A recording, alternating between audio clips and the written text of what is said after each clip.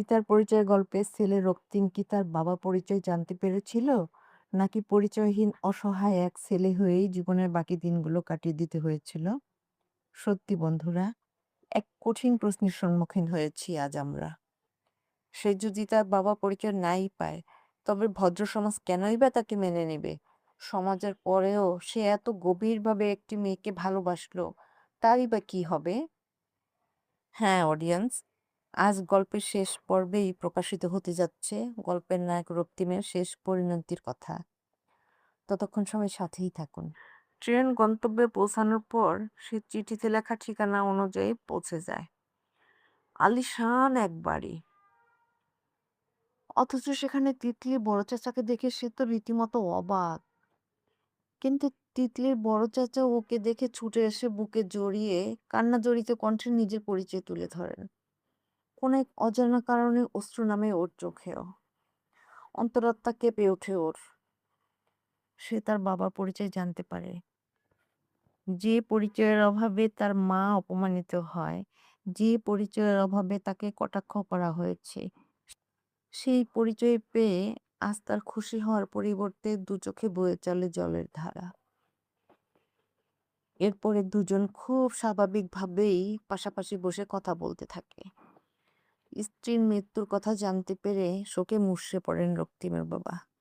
পরে তিনি আস্তে আস্তে অতীতের সবটা নিজের ছেলের কাছে নির্দ্বিধায় বলা শুরু করেন।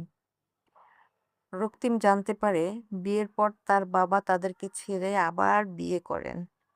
ও তখন মায়ের গর্ভে থাকলেও ওদের কথা তিনি পরিবারের কাউকেই জানতে দেননি। ওনার পুনরায় বিয়ে করার কিছুদিন পর তার দ্বিতীয় স্ত্রী অনেক টাকা চুরি করে তাকে ছেড়ে অন্য কারো হাত ধরে পালিয়ে যান।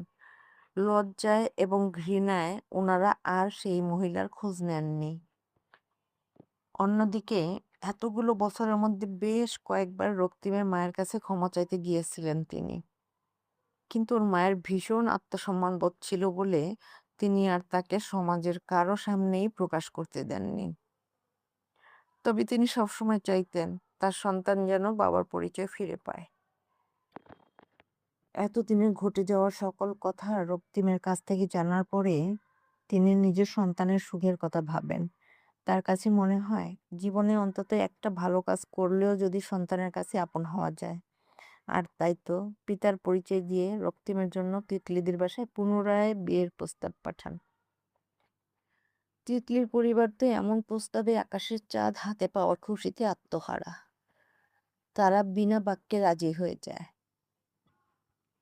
পরের দিনে বিয়ে নিয়ে পারিবারিকভাবে আলোচনার জন্য সবাই একত্রিত হয়। সাথে রক্তিমও ছিল। মেঘে মেঘে কতটা বেলা হয়েছে তা কেউ না জানলেও কষ্টের সাথে লড়াই করে বাঁচতে শেখা রক্তিম ততদিনে অনেকটা বুঝতে শিখে গিয়েছিল। পরিবারের সবার সামনে রক্তিম আর তিতলি আজ পাশাপাশি বসে কথা বলছে। রক্তিম বলছিল, মা তোমায় ছড়ি বলতে বলেছেন। উত্তরে তিতলি বলে, সরি আমার বলা উচিত রক্তিম। তখন রক্তিমের মনের কষ্টটা আবার ফুঁসলে ওঠে। একটা দীর্ঘশ্বাস বেরিয়ে আসে তার ভেতর থেকে। তারপর বলে, পিতার পরিচয়ের অভাবে আমি আমার ভালোবাসার মানুষকে হারাই। কষ্ট সহ্য করতে না পেরে আমার মা বাকশক্তি হারান। সাথে আমি আমার একমাত্র সম্বল মাকে হারিয়ে অনেক কষ্ট পাই, যা কিনা এই জীবনে কোনো কিছুর বিনিময়েই ফিরে পাওয়া সম্ভব নয়। তাই আজ পিতার পরিচয় পাওয়ার পর তোমাকে নাকচ করে দেওয়াই আমার উচিত। একথা শুনে তিতলি কাঁদো কাঁদো কণ্ঠে বলে, এ তুমি কি বলছো? রক্তিম তখন উঠে দাঁড়িয়ে দরজার দিকে পা বাড়িয়ে যেতে যেতে বলে, হ্যাঁ, এটাই আমার শেষ কথা। ধন্যবাদ বন্ধুরা। আমাদের আজকের গল্পের মতো আরো সুন্দর সুন্দর গল্প পেতে চ্যানেল সাবস্ক্রাইব করে আমাদের সাথেই থাকুন।